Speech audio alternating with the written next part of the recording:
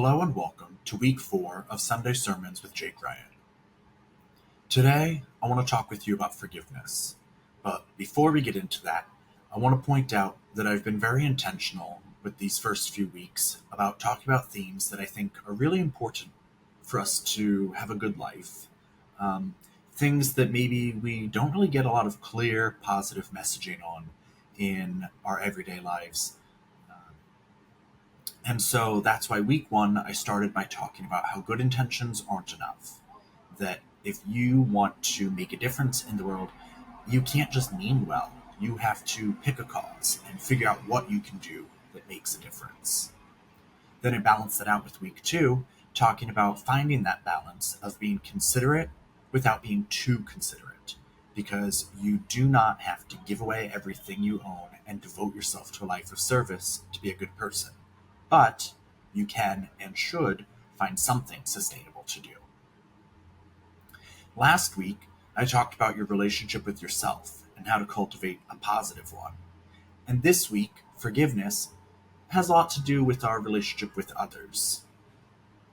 So, on that note, I want us to ponder the question of, do we even need to forgive? Who is it for? And what does forgiveness look like? Now, there are some conflicting views on this, and I want to address a few of those views today. But I want to start with a quote from Oprah that has stuck with me for years since I heard it. And that quote is, "Forgiveness is letting go of the hope that the past could have been any different." Now, I'm sure you have found yourself in a situation before where you have gotten caught up in the what ifs. What if I had just said this? Or what if that person had done that? What if they had been healed before entering my life? And there are countless what ifs. But at the end of the day, they're kind of a waste of time because it isn't about what could have happened. It's about what did happen and making peace with that. Now, I want to be clear that that does not at all mean that, whatever happened is okay. I think a lot of us carry a lot of hurts. We have a lot of pain that we might never get an apology for. And a big part of moving forward is being willing and able to heal and move on without ever getting an apology, which unfortunately you might never get. So, how do we move forward without an apology? It's a trap that a lot of people fall into with thinking that if they could just get that closure from that person, then that's all they need to move forward. And there's this other idea, I can't remember who said it, but the problem with seeking closure is you're putting your healing in the hands of the very person who hurt you. And generally, when someone hurt you, not always, but often, it's because they didn't even have the awareness of how to appropriately tend to your needs. They might not even fully understand the ways that they've harmed you. And so, if that's where they're at, it is almost impossible that they're also going to be able to give you what you need, or rather what you think you need. Because the truth is, you do not need closure or even an apology to move forward. Now, I think it's a beautiful thing about being human that we can, when we believe and choose to, can move forward without getting that apology. It's difficult, but as I often tell clients, and many of whom have experienced various forms of trauma, life is about creating your own closure. You have to find a way to put it behind you in a way that shuts that story, gives you that sense of finality that we need, and stop expecting that to come from someone else. Now, there are various views on forgiveness. Going back to that question I posed a moment ago of, do we need to forgive and who is it for? One of my friends, who's also a therapist, does not believe that forgiveness is necessary. And it was interesting when she shared this idea with me. I had said something about forgiveness being about you, and how it's, I think, finding a way to cut the emotional ties of, like Oprah said, making peace with the past is what it was. Um, Accepting it doesn't mean liking it, it just means that we're no longer hung up on it. She said, I think we can move forward without ever forgiving someone. She says, if you feel so gravely harmed by this person and don't believe that they deserve forgiveness, then it is not required as part of your healing journey to forgive them. And I thought that was interesting because it differed a bit from my view, although I do want to clarify that I don't think the other person ever has to know that you've forgiven them. I think forgiveness can just be for you. And just because you've forgiven someone in your heart does not mean that you are necessarily open to resuming a relationship with them.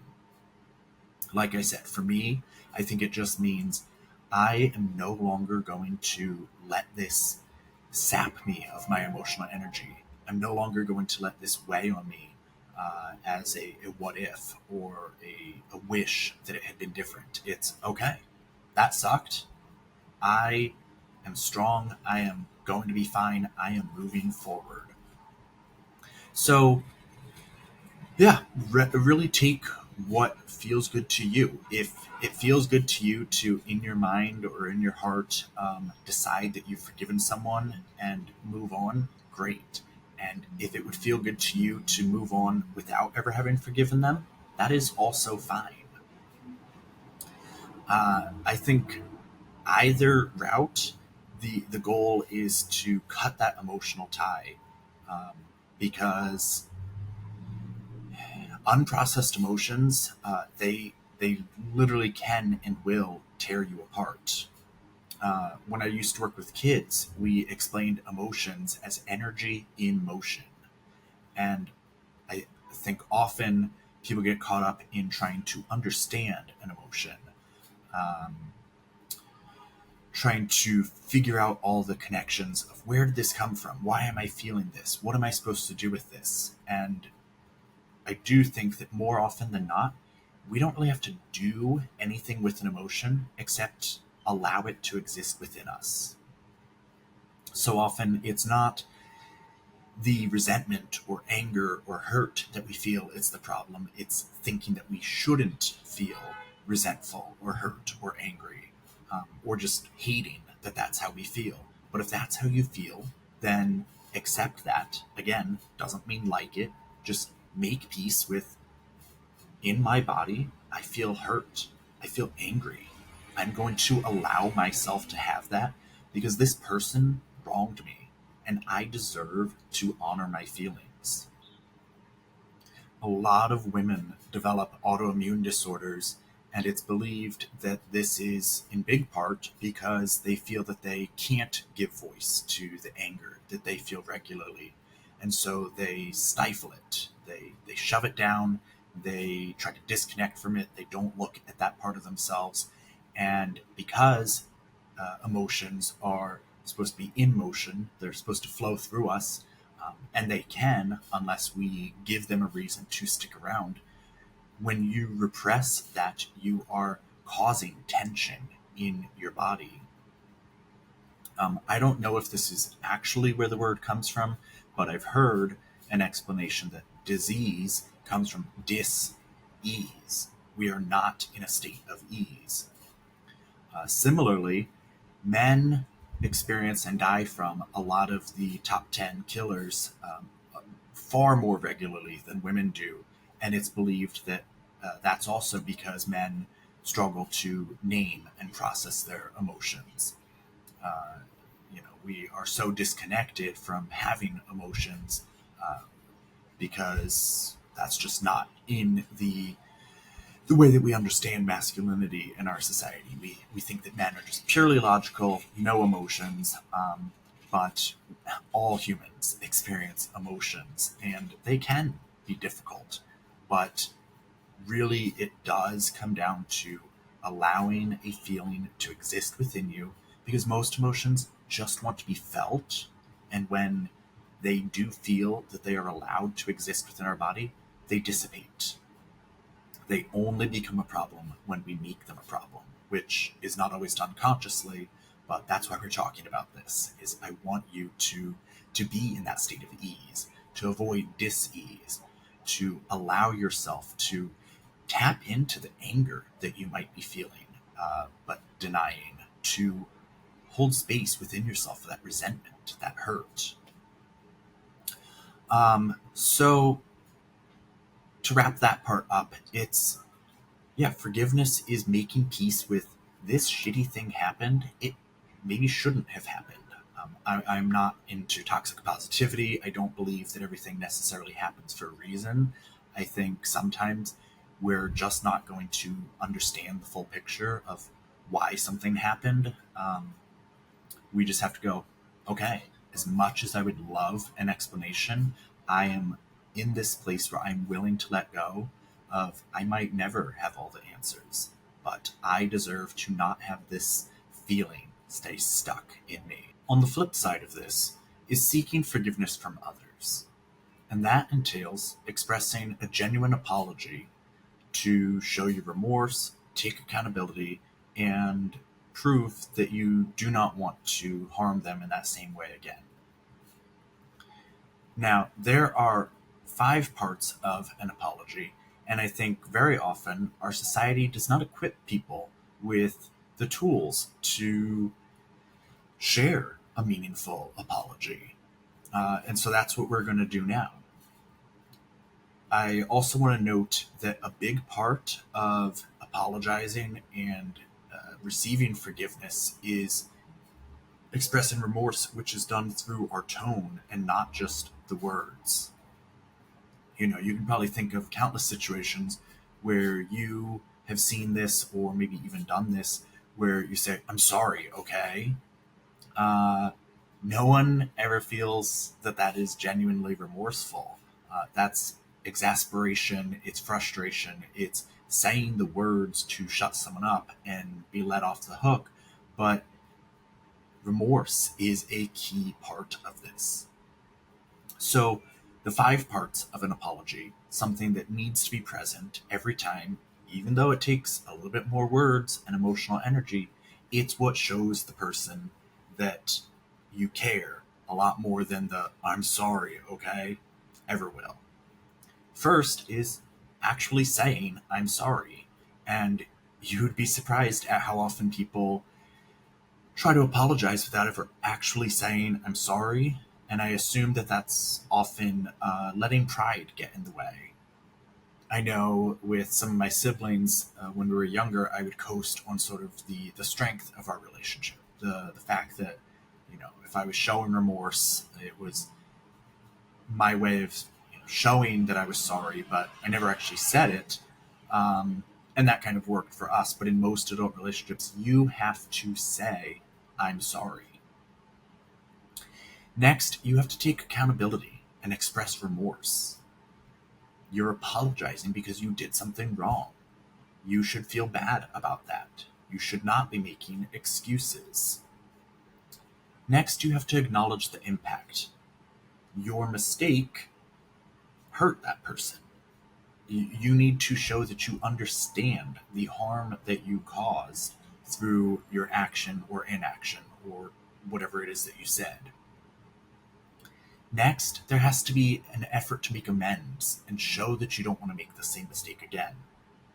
You have to show that you learned from this experience and build that trust back, that you are not going to hurt them again, that you care about doing better as a result of the pain that you caused in this instance. And lastly, there's a request for forgiveness. So I'll give an example to take this from abstract to concrete. And so let's say I was having a discussion with my partner. They shared about their feelings, and I got very triggered and defensive, and I just shut them down instead of actually holding space for and honoring their feelings. So in this apology, I'm going to show what those 5 steps can look like, the 5 parts of an apology, in an effort to make amends. I would say, I'm sorry for not taking your feelings seriously when we talked earlier. It was wrong of me to treat you like that, and I feel really bad that I hurt you. I know that it makes you feel unsafe to share your emotions with me because I diminished them. If you'll allow me, I'd like a do-over so I can honor your feelings the way you deserve, and in the future, it would help if you can check in about my bandwidth so I can be sure I'm able to give you what you need when we talk. Can you please forgive me? Now, many of you maybe have never received an apology like that, but I want to be clear that you absolutely deserve apologies like that, as does everyone in your life. When you mess up, we gotta swallow our pride. We gotta show remorse. We have to communicate that remorse and that we care enough to do better moving forward. When you are in relationship with someone, be it friendship or romantic relationship, you have to be willing to grow.